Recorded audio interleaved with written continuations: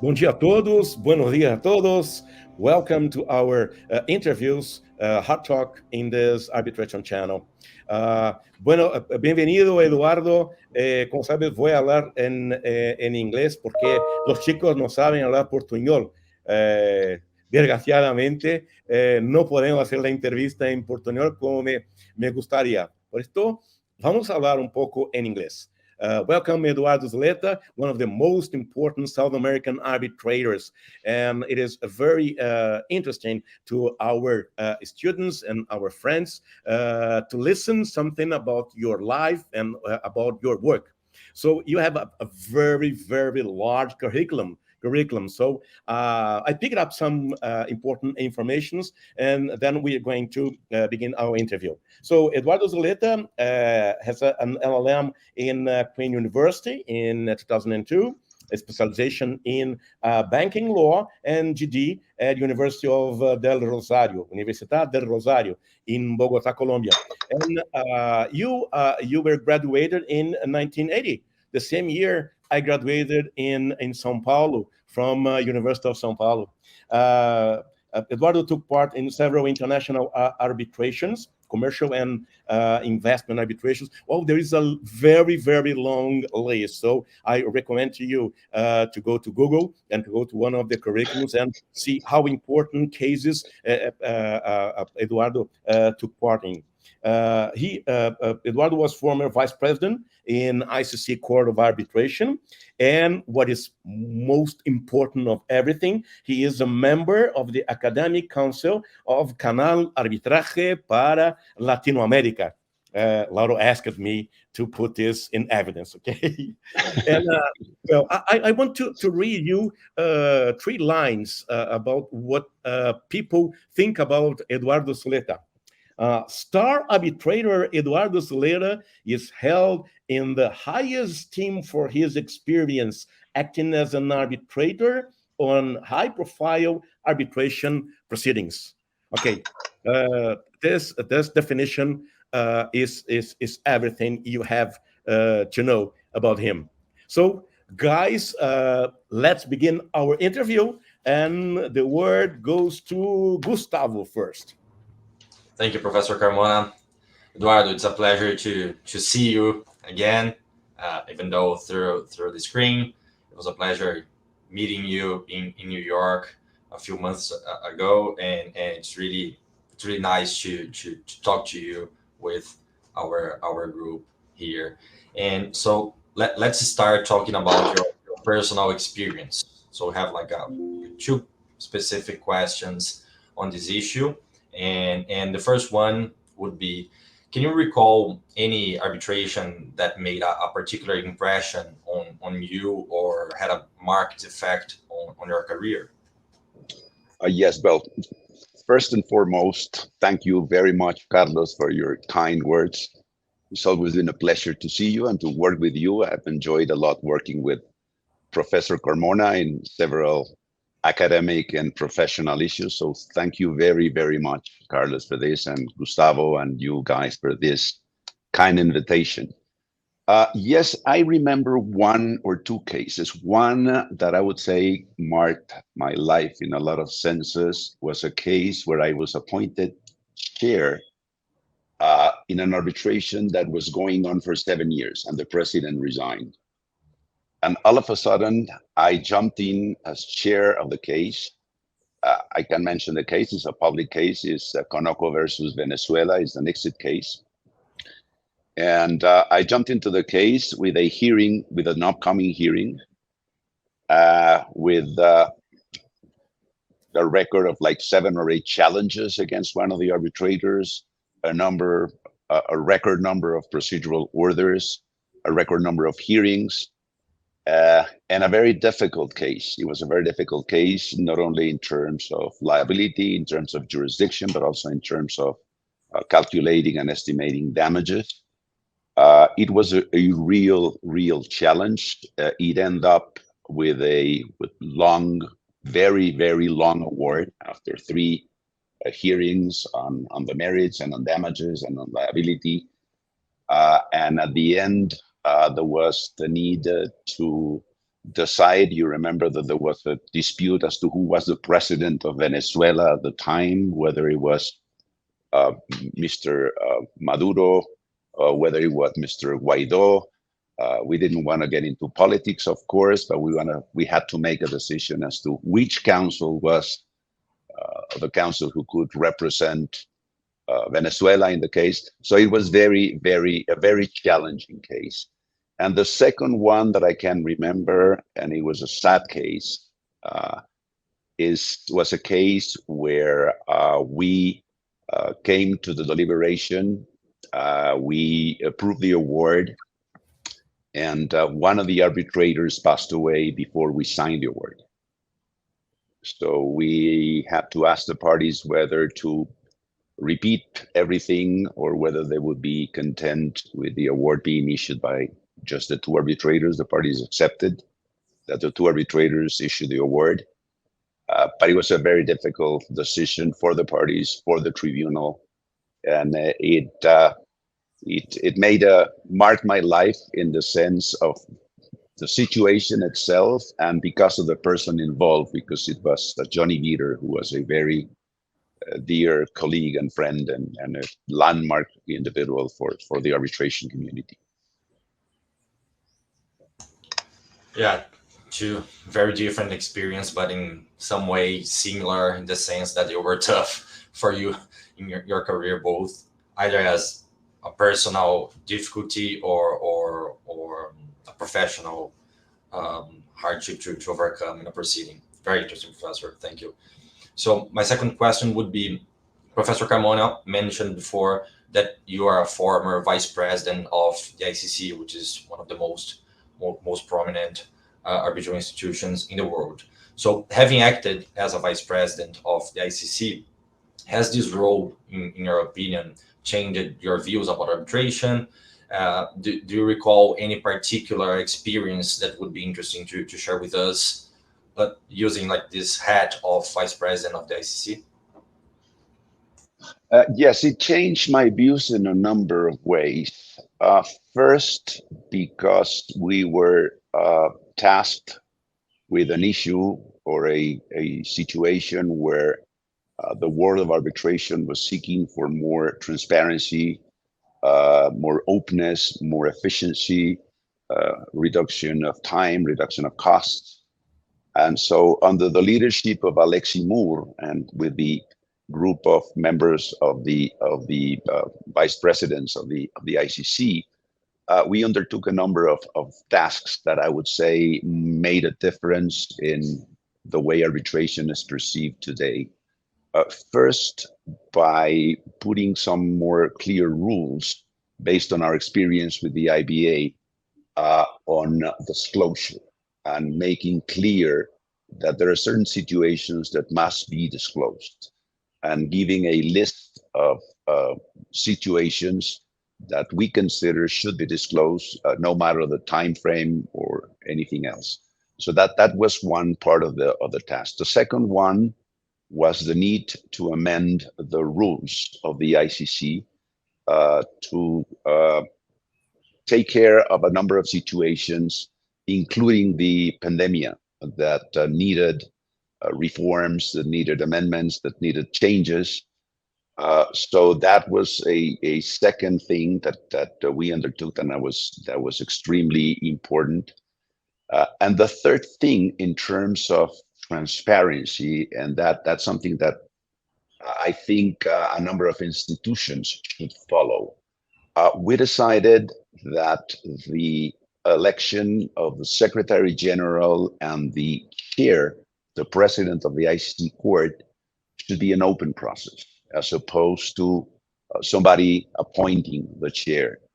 And what we did was to appoint a committee of 12 individuals, very diverse in terms of gender, age, geographical diversity, etc.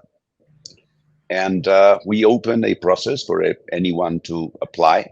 We received a number of applications for both the Secretary General and the President.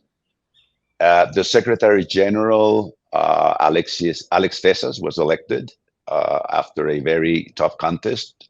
And then for the first time ever, a woman was elected as president of the ICC, but Claudia submitted participated in an open bid with a number of other candidates. So it's not a matter of the ICC deciding this time we're going to appoint a woman.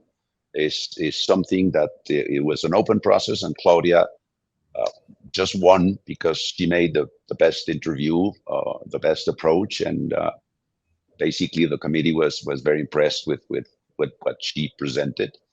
So those, I would see, are the very things that made a change in my mind, in the sense that, number one, as I said, institutions should follow a similar approach in appointing their heads.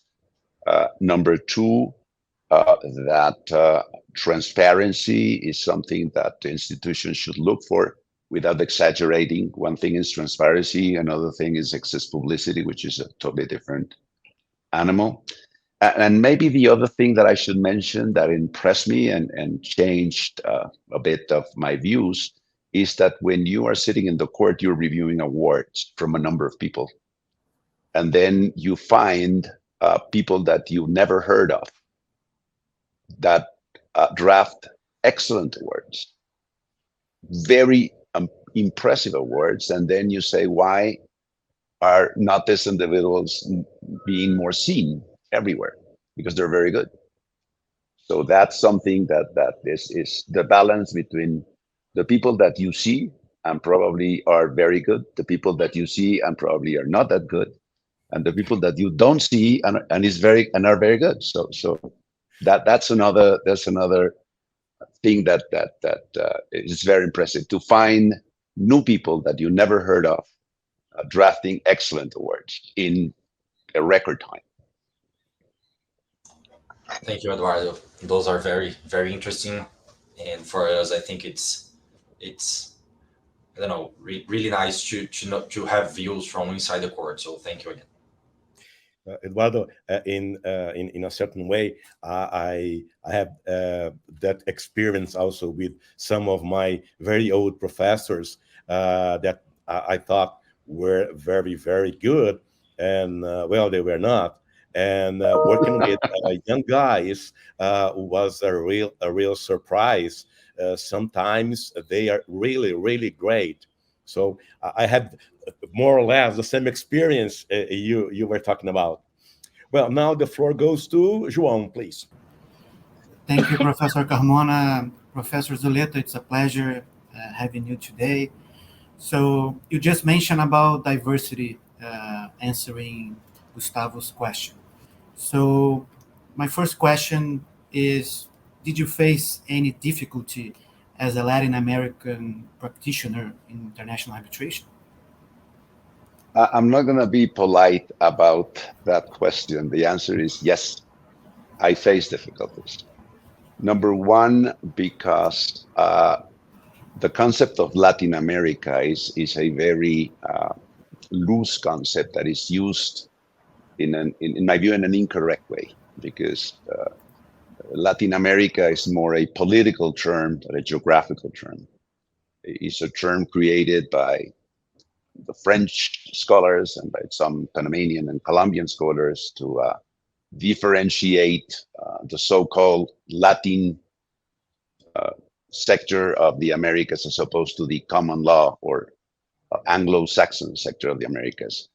But the answer to the specific question is that yes, in the sense that there was a feeling at the time that Latin America was far behind in terms of arbitration, and therefore that there were no Latin American arbitrators or Latin American practitioners that could do the same thing as US lawyers or European lawyers could do. And that we were confined to some extent to our region, so that we could be good arbitrators in Peruvian cases, good arbitrators in Argentinian cases, but nobody would dare to appoint a Latin American arbitrator in a case in Europe or in Asia or in the Middle East. So that was very difficult. you were always characterized as the Brazilian, the Colombian, not the lawyer, not the arbitrator, but you were always characterized by your nationality, and that was a disadvantage. So I would say that for Latin American practitioners, the road was tough, was tougher, was hard, and it was. What I can say is that we got people at the time who gave us opportunities to get out of Latin America and see a different world. And I'm thankful for those individuals and institutions. ITA, for example, was a very significant institution in the change. IBA was a very significant institution in the change, but it was a tough one. It was tough. It was not easy. Today, still, you perceive some reluctance, not as bad as we had before, but you still perceive some reluctance. And for example, you see the rankings of the chambers and partners, which is probably the most famous or the most known ranking, and they still consider that Latin American arbitrators are Latin American arbitrators, while European arbitrators are worldwide arbitrators. UK and US arbitrators have a worldwide practice, but we Latin American arbitrators are Latin American arbitrators with a practice in Latin America. We're not recognized in the worldwide categories. We're only recognized in the Latin American categories, and I think that's unfair because there are a number of practitioners, Carlos being one of them, that have cases everywhere in the world, but we are still characterized as "quote unquote" Latin American arbitrators, which I think is not fair. Thank you, Professor Zuleta. It's quite interesting to hear what you just mentioned, and it's quite clear for us that you are the role model for Latin American arbitrators or practitioners. So, and indeed, those rankings are still, there are still room for improvement in the categories that the rankings do. But you mentioned ITA and you mentioned IBA, but do you remind any role model, any specific person that helped you through your career or that you consider your role model? Yes, I think there were individuals at the time that I looked at and followed because they were leaders in how a Latin American practitioner could move elsewhere. And I would mention people like Jose Emilio Nunes, whom you know very well, Fernando Mantilla, whom at the time was counsel for the ICC, Eduardo Silva, Romero, Klaus von Boveser, Guido Tawil, a Colombian arbitrator and counsel, Nicolas Gamboa, who was the leader at the time. So those were probably Andres Hanna, people who one way or the other, of course, Carlos, you were, even though we are people at different ages and at different generations, there were in the region individuals who were leading the road and marking a path for everybody to follow and opening space for everybody to follow. Because from the ICC, both Fernando and Eduardo opened doors for all of us in Latin America, as did in her time Katy Gonzalez or Yala. So we were lucky in that we had Latin Americans helping us. And in the case of ITA and IBA, again, we had people from Latin America who made a career in both, in ITA and in IBA, and they opened the doors for people from the region to become chairs in the IBA or secretaries or members of the arbitration committee. So I think those were the models, and I think a one additional thing that made a difference and it's become very, very important is the Latin American Arbitration Association, LATO, because that organization was created just to give a voice to Latin America in some way. So those are basically the models I would say that we all followed. We basically followed each other. That's what at the end happened. No, and I'm happy to hear, and maybe Professor Carmona and Lauro Parente are also happy because some of those names we also interviewed here in our think tank. So I think we are in the correct path of interviews, and you are an additional name of this relevant list of people that we already interviewed.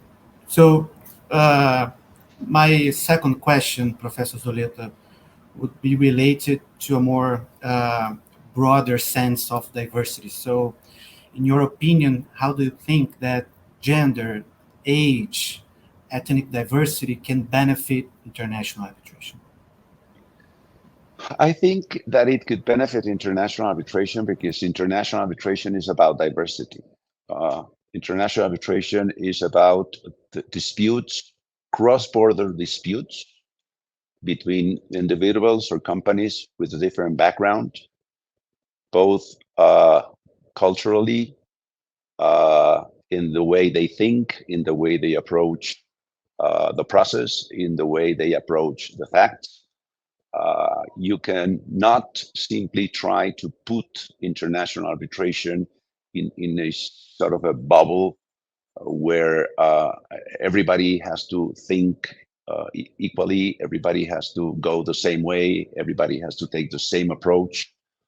And I think that to the extent that you have a diversity in terms of gender, in terms of race, in terms of geography, generally inclusiveness, I would say more than diversity. Inclusiveness in the sense that you give equal opportunities to every individual in equal circumstances. That's what the end result should be. I think that the approach to diversity should not simply be, well, it's a start. And the ICC made a good start in that by saying, well, we're going to have parity in terms of gender in the court. We're going to have gender parity in terms of gender in the board. I think that is good, but that's not enough. And that's not the way at the end to go about it. The end result should be that in equal circumstances, you're not discriminated. In equal circumstances, you are not disregarded for being a man or a woman or LGTB or Latin American or African or whatever. So I think that the benefit of diversity in arbitration is at the end that you will break down some barriers that I would say are unconscious barriers. When we were talking about how you are treated because of being Latin American, I sometimes think it's not intentional, it's simply cultural. The background of the individual who's sitting in a place anywhere in the UK, in the case of my example in Chambers and Partners, it may be a cultural thing to think, well, Latin America is Latin America, they're sort of a different world. But to the extent that you allow every individual in every possible position and to have access to arbitration as arbitrator or as counsel, then you would be improving the decision making in arbitration at the end, because it would be a decision making that would benefit from the different cultural, legal, and factual approaches to the case. So I think that is the benefit at the end.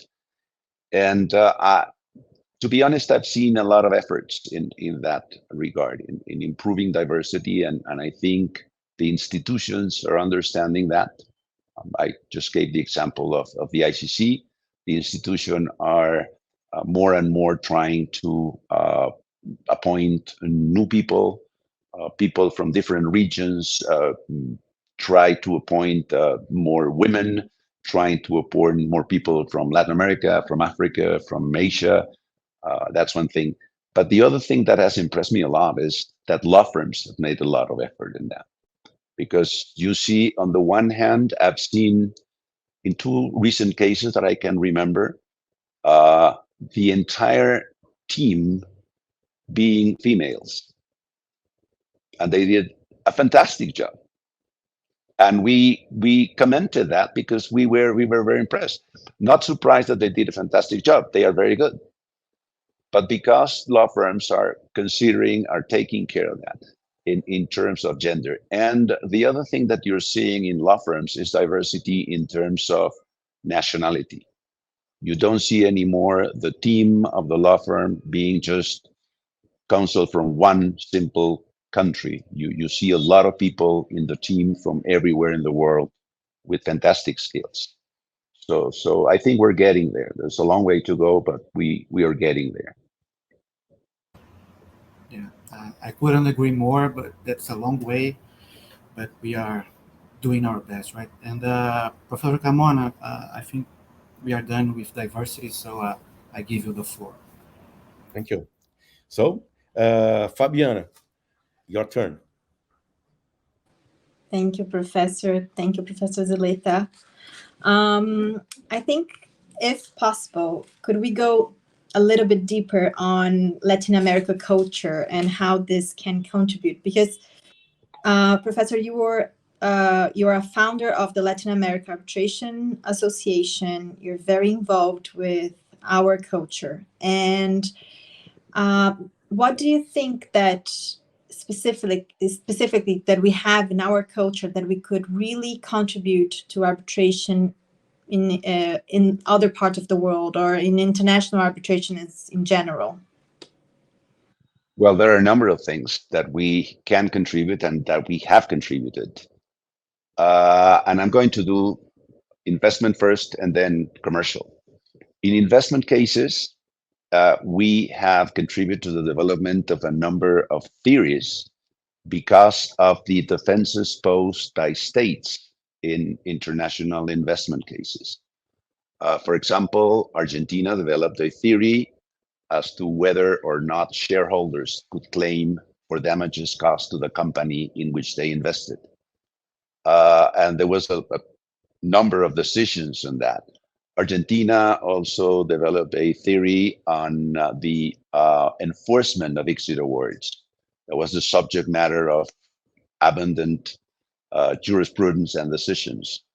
Then you had the decisions of Peru in connection with the Ecuador, I'm sorry, not Peru, Ecuador, I'm sorry, in connection with the constitutionality of awards and the constitutionality of treaties under the Peruvian constitution. So on the ICSID side, you have seen a number of developments. Argentina contributed with the defense of a number of defenses that they imposed during the Argentinian crisis. So in terms of investment arbitration, you see a number of contributions by the states in their defenses.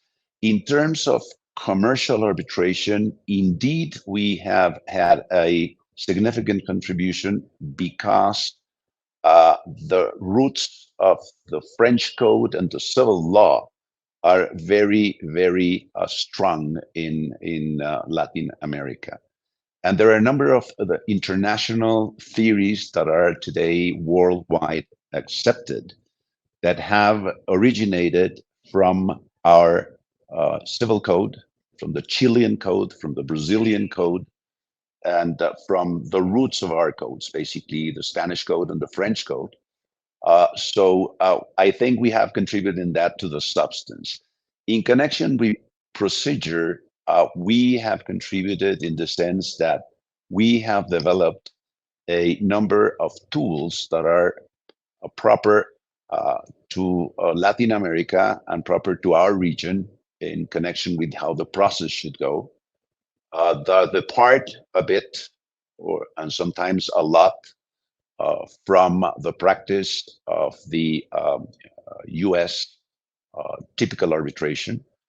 And we've managed to have our own international arbitration that does not necessarily follow the standards of international cases not involving Latin American parties. What I mean is, if you look at today arbitration proceedings involving Latin American parties exclusively, you will see that the process is tailor-made to the practice of the Latin American arbitrators and Latin American companies, without incurring in a number of issues that are typical of the international practice when you have US companies or European companies. We have developed different models, for example, for the reference schedule, which in my view is one of the most modern instruments of torture developed after the Inquisition. But I think we have developed our own models. And the other thing that we have contributed a lot is that we do have international arbitration, to call it somehow our way. If you go to the local institutions that handle international arbitrations in our region, the local chambers of commerce, they handle international arbitrations, but in a different way, their own way, with their own protocols. So I think we have contributed a lot to the development of international arbitration.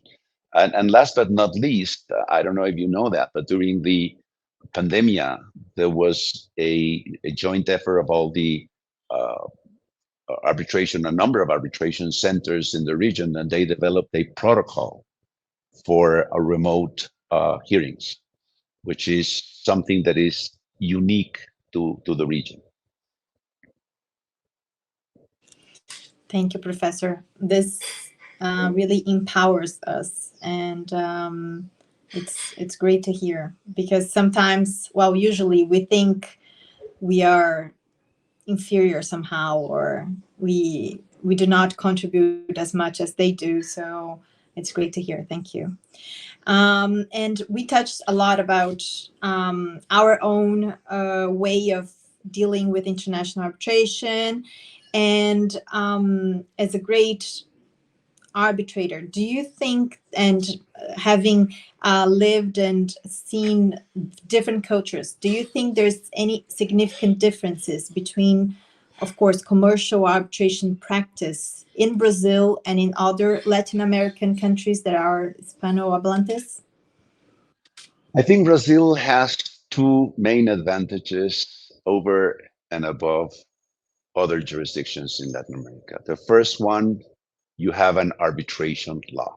You don't have this thing that we have in Colombia or in Costa Rica or in Chile, that domestic arbitration and international arbitration. You have arbitration. And that makes a difference, because you don't have the problems that we all have in dealing with whether this arbitration is national or international, whether this arbitration goes here or there, whether I can appoint foreigners or just nationals, whether I should apply the rules A or B or C. You just have that. You just have international arbitration. And I think that's a huge, huge advantage in the Brazilian system vis-a-vis the other in the region. And the second great advantage that you have, of course, is that you don't have the nightmare of the amparo and the tutela, which is the Latin American nightmare, the constitutional actions against arbitration, against arbitral awards, against the arbitrators, against everything. So I think Brazil is today in Latin America, I would say is the friendliest arbitration venue. Maybe Chile being the other one that I would suggest. Chile does not have tutela either. Chile have a well-developed court system. And the third advantage that I would see in Brazil is that you have a relatively developed court system, as every body everywhere in the world. There are bad decisions and there are good decisions. The problem is that we, and that's another form of discrimination, all the Latin American decisions are taken up to the floor and debated and discussed.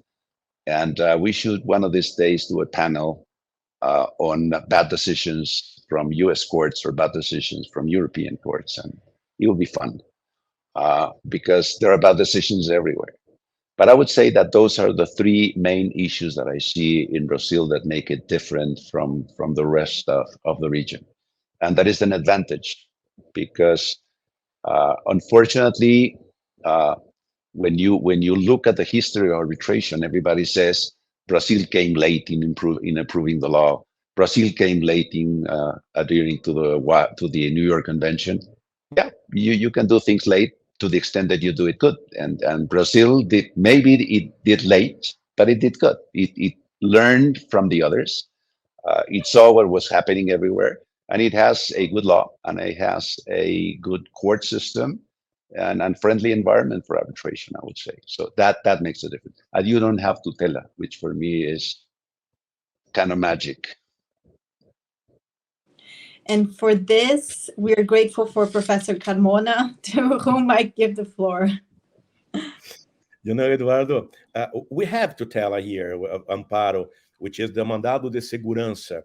It's a kind of juicio de amparo. And in certain ways, in certain cases, some lawyers tried to use it before the courts, and the courts rejected the possibility of using this amparo in arbitration for our sake, which is fantastic. But we have this instrument in Brazil, but the courts do not allow to use this amparo in arbitration. So I understand it's much more limited than what we have elsewhere, in the sense that yeah, it is much more limited. And the courts have been, yeah. Yeah. So now it's Gustavo's turn. Thank you, Professor Carmona. Eduardo, it's a sort of relief to hear you saying all those good things about Brazil and the Brazilian arbitration environment. So thank you for that too. And now let me turn to the differences, if any. I know, I think you're going to say that there are lots of difference, but between commercial arbitration and investment arbitration, you have a vast experience in both. So in your view, in your practice, what do investment arbitration cases demand from arbitrators that commercial arbitration don't demand? Like, what's the difference between those sort of proceedings in terms of from the arbitrator perspective? The key difference is the type of things you're deciding, because in investment cases, you are making a decision on state acts where the state has acted as a state. The state has acted iuri imperi, not iuri gestionis, not as a merchant. So at the end, you're judging issues of public policy of the state. And that requires a very delicate approach, in the sense that you're not simply dealing with a commercial matter where you have to decide on, I don't know, whether there was a breach of an agency contract, whether there was a proper M&A development, whether there was a proper claim in an M&A case. But here, what you're deciding is whether the state, in taking a political decision, violated an international obligation. Sometimes it may be very clear. Most of the times, it's not that clear. And the difficulty is that you have to balance, on the one hand, for example, you know, all the NAFTA cases, the initial NAFTA cases, where the debate was whether an environmental measure taken by a state was legitimate under an international law, whether a decision to protect certain areas from exploitation of mining industry were or not a violation of international law. So there's a very delicate balance there, which makes the issue complicated.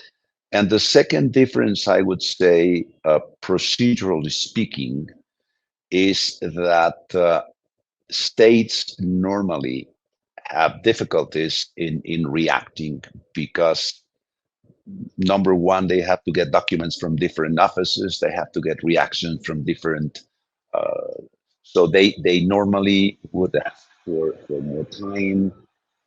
You need to consider that the state has sometimes difficulties in getting evidence, in getting their officers together. The officers may have left the state, and you need to get so it is complicated in the sense of that you need to have some sensitivity as to who is involved on the one hand, and you have to have the sensitivity on the other side of the investor who feels that it has been affected economically and needs to be repaired.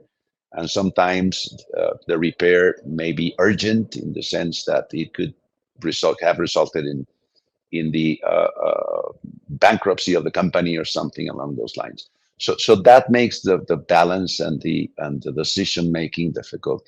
And the other thing maybe is that when investment arbitration is not that old. Investment arbitration started, even though the convention is 1965, the cases became really in the late 80s and early 90s. And the problem is, or the issue was that when investment arbitration started developing, all it was there was the rules for commercial arbitration. So you needed to adapt a number of the rules of commercial cases to cases where the state was a party. So that makes it much more sensitive, if I can use that word. Thank you, Eduardo. Very, very insightful. And so, as you may know, Brazil is not, we don't have here in Brazil investment arbitration, generally speaking. And although we have arbitrations involving state entities, public entities, and agencies too. But in your opinion, do you think that Brazil should be a signatory to the Washington Convention, for instance? That's a very difficult political question. I would say that Brazil has the advantage that it's a huge economy. And that gives Brazil the advantage of considering whether or not to enter into bilateral investment treaties and adhere to the Washington Convention. In the sense that there's no clear evidence, and the debate goes both ways, the theories go both ways, as to whether treaties or investment treaties or being a member of the Washington Convention would improve investment in a given country. And in the case of Brazil, maybe Brazil could consider that, well, we are such a large economy, such a large country, that we probably can offer another type of protection. But if Brazil were to go and adhere to the convention or into bilateral investment treaties, it would have the advantage that it had with the arbitration law. And it's the advantage of knowing the experience of every other Latin American country. And based on that, decide whether to enter or not to enter into bilateral investment treaties, and particularly adhere or not to the Washington Convention. And then on which terms, which is the most important thing there. Because an economy like Brazil would have much more leverage to negotiate terms than any other country, I would say, in Latin America, probably with the exception of Mexico. But in South America, Brazil would have the leverage to put and to impose conditions that probably other countries would not have. And that would give an advantage if Brazil would ever decide to go that way. Thank you, Eduardo. I think you touched on the right point. Political decision, right? So it's now, Professor Carmona, back to you. Okay. Now we are going to deal with a very sad issue, which is vacation of awards. João. Yeah, thank you, Professor Carmona. Unfortunately, I have to deal with this sad issue. But Professor Zuleta, as you may know, annulment of actual awards is a huge and big topic in Brazil nowadays.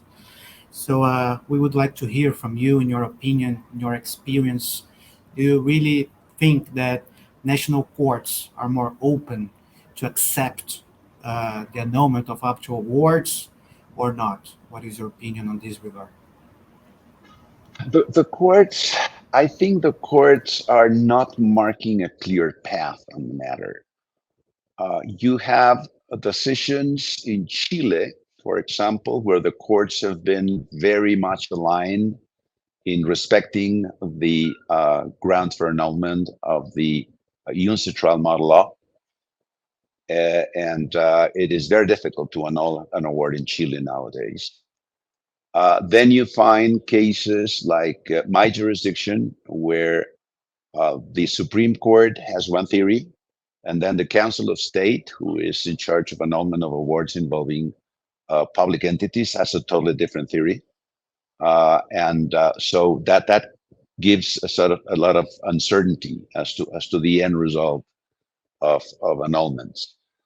I think the courts are still to understand that the annulment is a very limited recourse, number one. And number two, that there is a framework that is very clear, that is composed of, number one, the New York Convention, number two, the UNCITRAL model law, and number three, the specific and very limited grounds that each jurisdiction has for annulment, and apply that the way the law reads. End of the story.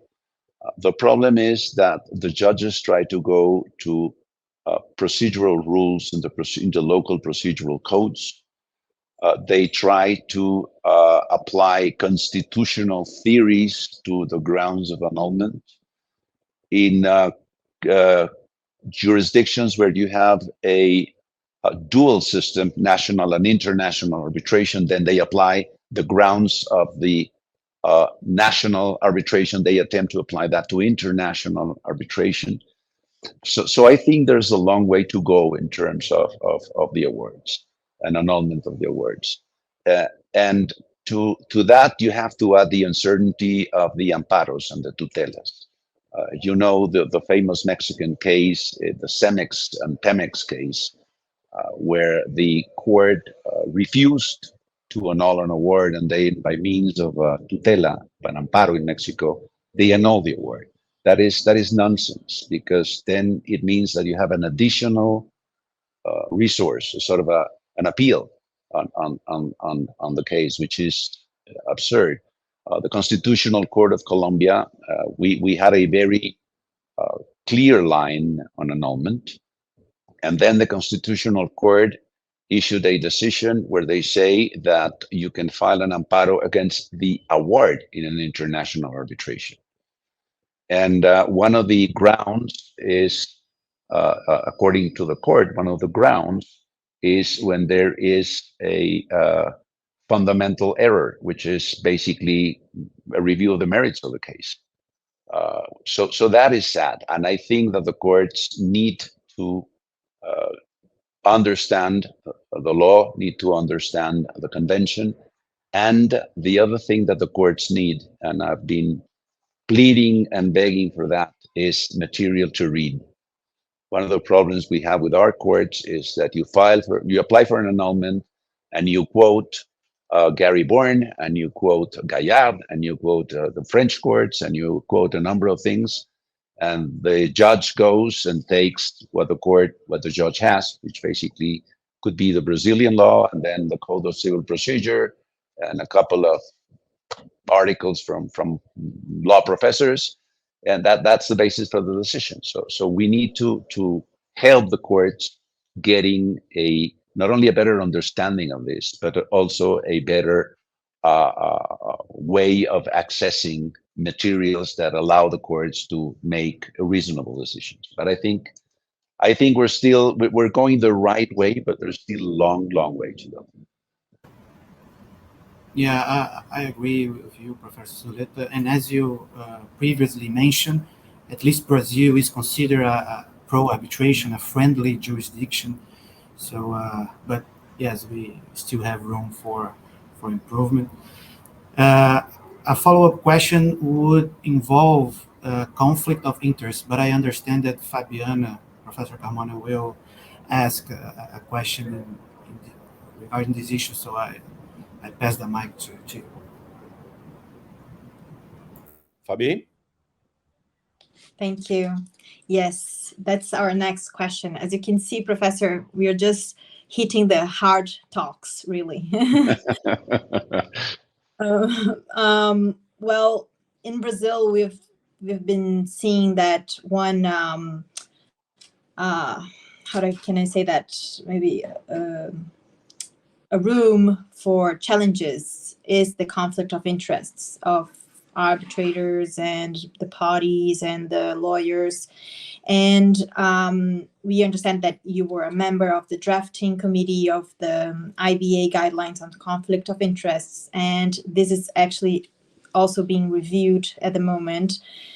So in this regard, what do you think are our greatest challenges? Because from what I understand, it's not only something going on in Brazil, it's an issue around the world.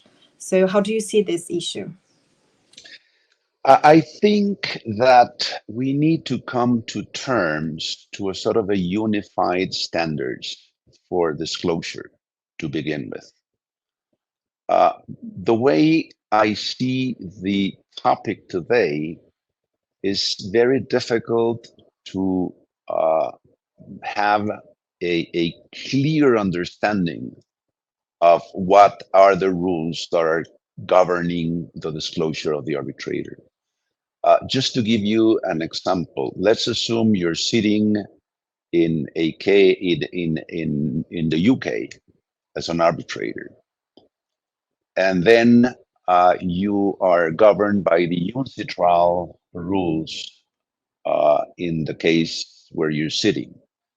Then you have the rules of disclosure of the UNCITRAL rules, and then you have the standards of annulment for lack of disclosure that are referred to, for example, in the Halliburton decision. And then you have two different standards there. Of course, you have the standard for disclosure, which is what the arbitrator has in mind. It's not the same standard as for annulment. But then, if you look at the standard for annulment that you would have to look at, is a higher standard. It's a standard where you have to disclose matters that put at risk the independence of the arbitrator. It's not a matter. It's not simply that the way that the party perceives, but a more objective standard is whether there's a real risk of the lack of disclosure being affecting the impartiality or independence of the arbitrator. That's one set of the issues.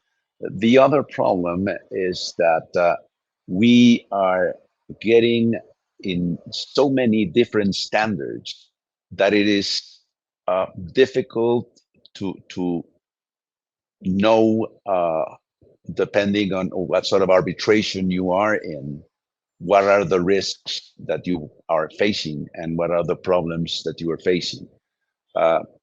You have the standard of disclosure of the IBA, you have the standards of disclosure of the ICC, you have these new guidelines issued by ICSID and UNCITRAL.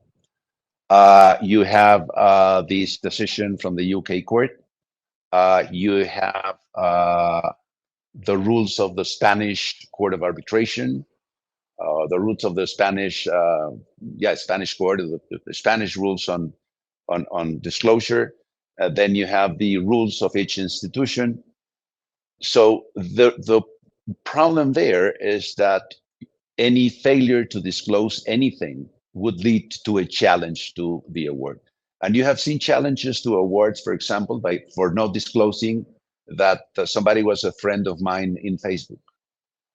Challenges of awards for not having disclosed that a cousin of a cousin was sitting in an unrelated case where the firm that is appearing before me was involved. And that's the result of not having clear rules that apply to all cases. So I think in a nutshell that we should come to terms and try to get a sort of a unified standard of disclosure and a reasonable standard of disclosure. Because at the end, arbitration is a matter of trust. And if you don't trust arbitrators, and if you don't trust individuals, and if you think that every arbitrator has to disclose even the most remote and unrelated and unnecessary thing because there may be a risk, then the basics of arbitration, which is the trust in the tribunal, would be lost from the outset. And we will end up disclosing, as it was proposed in one of the drafts, for example, that one should disclose every single conference you've given in your life, which is, I don't even remember the conferences I've given. And I bet, Carlos, that if I ask you to give me a list of the conferences you have participated, you won't be able to do that.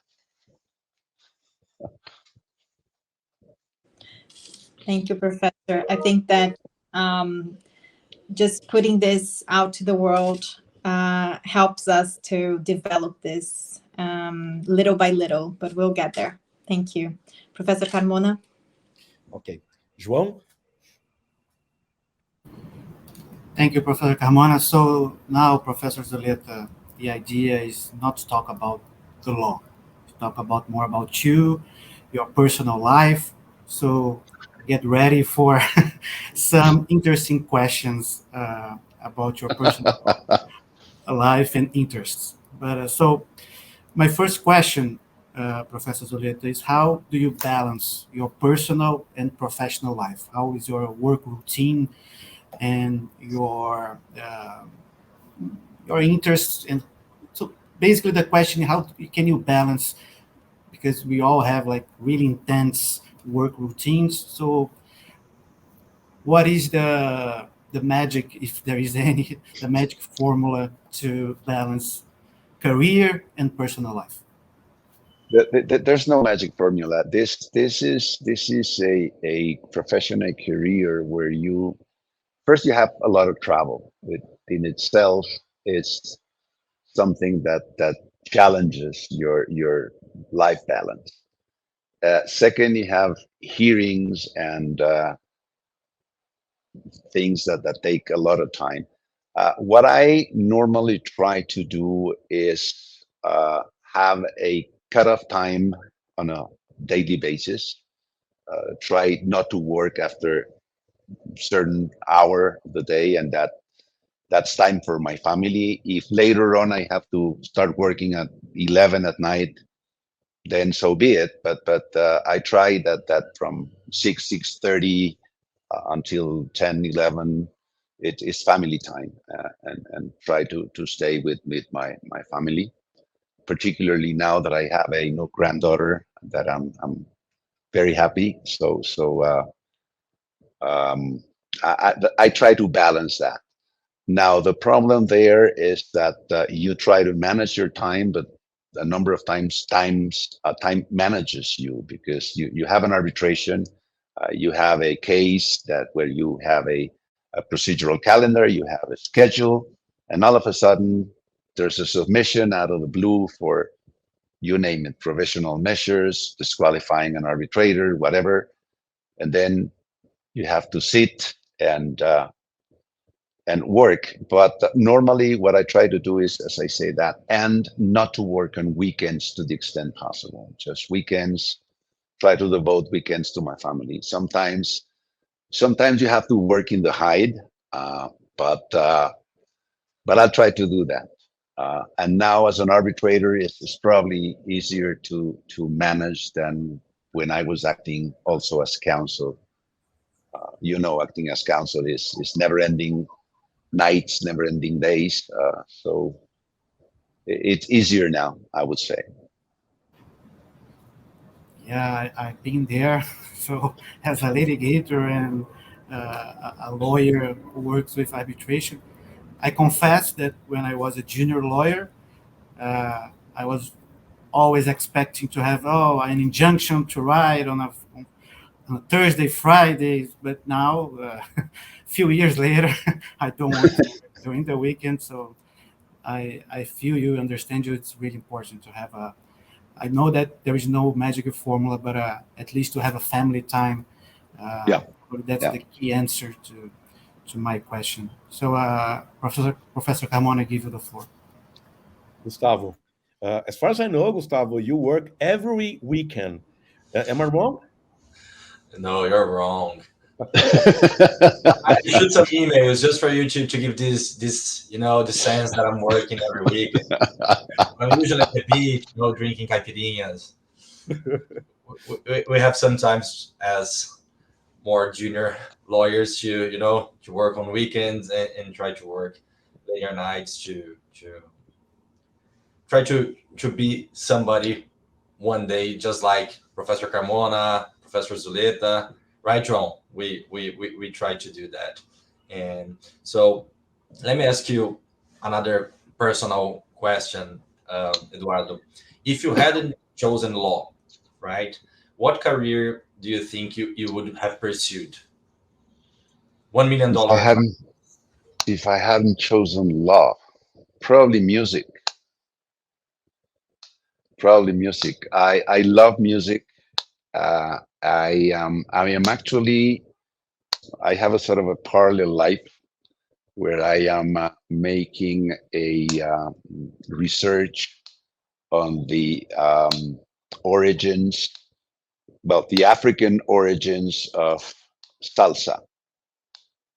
And by reviewing the African origins of salsa, I've gotten into, as you can imagine, Brazilian music, Puerto Rican music, Panamanian music, Dominican music, and I have found a number of things that are common to all of us in terms of music, particularly the us that are in the Caribbean, or the we that have access to, that have had great African migration through history, which Brazil, of course, is, together with Cuba, the largest countries to being influenced by African music. So probably I would do that. I would devote myself to music, probably in music percussion. Probably I would be playing a timbal somewhere. But that's something I like. My family is a family of musicians. I'm the only one, probably the only one who decided to study something else. But my family is a family of musicians. My late brother was a director of chorus. One of my brothers is a head of a chorus and teaches. The other one plays guitar. So I'm kind of the black sheep in the family in that in that regard. So probably I would go that way, because on the one hand, that gives you an approach to the culture of a number of countries. You cannot imagine what you learn from your country by reading about music of your country. What you learn from Cuba by reading about Cuban music, about the history of Cuba, about how the music developed, but how they suffered what they suffered. So it's great. It's the thing I would love to do. And now we were talking about discrimination. I was in a library in a European country. I was not going to mention, but I'm going to go in a library in Spain, looking for books. It's a library specialized on music books, And I was looking for books on music, on Brazilian music and Cuban music, and I looked around, and it was Italy, France, England, United States, and I didn't see anything from our region. So I asked one of the attendees there, the librarians there, I'm looking for this, and he said, "Oh, they're in the back." And I went to the back, and the heading of the section was ethnia. I was very offended, to be honest, and I told this guy, you cannot call us ethnia. We are all ethnia. You are wrong in this. And he apologized. He was not very happy and initial with the comment, but yeah, it is what it is. That's another example of how the word works sometimes. But definitely music. That's really nice. Thank you. Fabi, do you have the last question? Well, I think maybe has been answered already. Our question would be, what are your hobbies, Professor? But maybe music already, or are there any other hobbies? And That's a good question, Fabiana. No, I would say, yeah, music. No, hobbies, in terms of hobbies, not a profession that would go. Football, definitely. I love football. I love Brazilian football. I love the Brasileirão. I watch the Brasileirão all the time. I watched the of European football all the time. I have a team in Colombia, which is awful, terrible. We never win anything, but I go to the stadium and I cheer for them. Got frustrated every time I go out, but that's the way it is. So I love football. So that would be my other hobby. And probably the other one that I would mention would be reading. I read a lot on a lot of topics, but reading is, I think, is a must. And I think we lawyers should read things that are totally unrelated to law. And that would give you a wider scope of the world. That sometimes when you read law and law and law and law, that then you get trapped in a world that is not the real world. It's the ideal world probably, but it's not the real world. If I may jump in, just one last question, Professor Zuleta. You mentioned that you like to listen to salsa, but you just listen, or you are also a dancer? Would you like to dance salsa as well? I do dance salsa, and I love to dance. And I will tell you an anecdote that you probably know. There's a tradition in the IBA arbitration committee that the incoming chair gives a speech and a gift to the outgoing chair. And when I was the outgoing chair and Paul Friedland was the incoming chair, he called me to the stage to give me the present. There's a tradition of a present. And he gave me a poster of one of the first concerts of Fania All Stars in New York, signed by two of the attendees, which was fantastic. And I was very happy with my poster. And all of a sudden, a Japanese girl came out. Salsa started sounding, and she took me out to dance in front of like 600 people. So I performed relatively well, I would say, but it was tough. It was tough. It was a hell of a surprise. Eduardo, these guys are very curious and indiscreet. So, guys, 10 seconds to thank Professor Zuleta for this interview. Fabi. Thank you, Professor. It was a heart-to-heart conversation. It was great. Thank you. So rich. Thank you. No, thank you so much, Fabiana. A pleasure. João?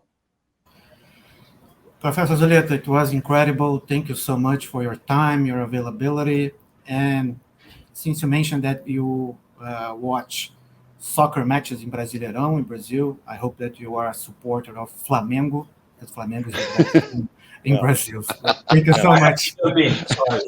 Thank you so much, Joao. Thank you very, very much. I think João meant Palmeiras, Professor Zuleta. Palmeiras is the best. Palmeiras is playing tonight with a Colombian team. Yeah. Which nobody ever thought was gonna make it. I hope Palmeiras prevails with all the respect, but let's see. Thank you so much for everything. It's been really thank you, Gustavo. Great to see you again. For us. Muchas gracias. Okay. Eduardo, muchas gracias. Un fuerte abrazo. Muchas gracias por esta entrevista. No, Carlos, muchas gracias a ti, a ustedes, Gustavo, Fabi, Joao, muchísimas gracias. It was a great, great pleasure. Gusto de verlos. Cuídense. Gracias. Bye-bye.